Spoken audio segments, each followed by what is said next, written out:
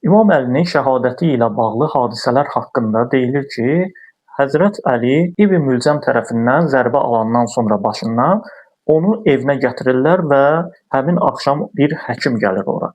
Həmin həkimin yəhudi olduğu iddiasını edənlər var. Məsələyə aydınlıq gətirməmişdən qabaq qeyd edeyim ki, dəstək üçün kanala abunə ola bilərsiniz və bu tarixi həqiqətlərin daha da çox yayılmasına yardımcı ola bilərsiniz. Bəli, deyirlər ki, Həzrət Əli İbn Mülcəm tərəfindən zərbə alandan sonra bir həkim gəldi, evində onu müayinə etdi və sağ qalmağının mümkün olmadığını qeyd etdi. Bəziləri həmin həkimin yəhudi olduğunu iddia edirlər. Bəs mənbələrdə bu barədə nə gəlir? Məsələni araşdırdıqda biz görürük ki, bir çox mötəbər tarix kitablarında bu barədə heç nə yazılmayıb. Heç həkim müayinəsindən söz açılmayıb. Məsələn, Zəhəbinin Tarixul İslam kitabında bu barədə heç bir şeyə rast gəlmirik. Yaxud Dinavəri Əxbarut Tuval kitabında Həzrət Əlinin yaralandığı gecənin səhəri günü vəfat etdiyini yazıb və həkim müayinəsindən başdan heç bir şey qeyd etməyib. Tarix Təbəri isə sadəcə İmam Əlinin yaralanandan sonra vəsiyyət etdiyini və La ilahə illallah kəlməsini o zikri edə-edə şəhadətə çatdığını deyir. İbn Əsir Əl-Kamil fit Tarix kitabında, İbn Kəsir Əl-Bidayə və Nihayə kitabında onlar da heç biri bu həkim barədə heç nə danışmır, sadəcə imamın vəsiyyətindən danışırlar, söz açırlar.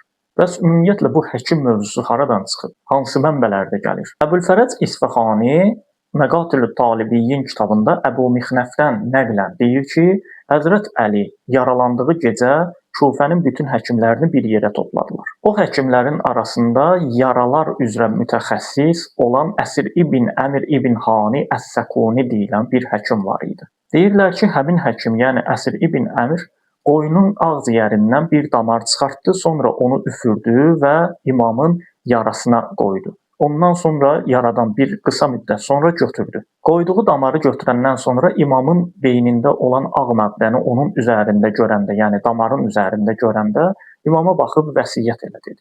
Bunun mənası o idi ki, yəni sağalmazdı yara.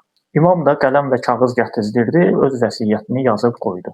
Əl-İstiyab kitabında da qeyd etdiyim həmin bu hadisə nəql olunur və qeyd olunur ki, Əsir İbn Əmir İbn Hani, həmin o həkim güya İran padşahının həkimi olmuşdur əvvəl. Eynilə bu hadisə Əl-Vafi bil-Vəfayət kitabında da nəql olunur. İbn Makulə isə öz Rical kitabında həmin bu həkimdən, yəni Əsir İbn Əmirdən söz açsa da, onun dini haqqında heç nə demir və onun hansı dində olduğu barədə danışmır. Və tarixi qaynaqlar bunu göstərir ki, Əsir İbn Əmir uşaq ikən Aynut Təmir savaşında, yəni müsəlmanlarla Sasanilərin arasında olan savaşda əsir düşür və o həmin vaxt bir uşaq idi. Beləliklə də əsir düşən Əsir İbn Əmir müsəlmanlar arasında yaşayaraq, yəni əvvəl İranlı idi, o tərəfdən, yəni uşaq ikən əsir düşüb və müsəlmanlar arasında yaşayaraq onların arasında böyüyüb bir həkim olmuşdur. Odur ki, İmam Əlinin yaralandığı zaman həkim tərəfindən, yəni Əsir İbn Əmir tərəfindən müayinə olunmasını qəbul etsək belə, Əsir İbn Əmrin, yəni həmin həkimin yəhudi olması ilə bağlı əlimizdə heç bir mötəbər dəlil yoxdur. Əksinə onun müsəlman olması daha çox ehtimal olunur, çünki uşaq vaxtından müsəlmanların arasına düşüb və həmin o mədəniyyətdə, həmin o dinin içində böyüyüb, böyük ehtimalla da müsəlman olmuşdur. Necə ki, İbn Sirin də həmin onunla bir yerdə uşaq vaxtı ikisi bir yerdə əsir düşüblər və İbn Sirin müsəlman idi. Odur ki, Əsir İbn Əmir İbn Hani Əs-Səkuninin də müsəlman olması daha böyük ehtimaldır.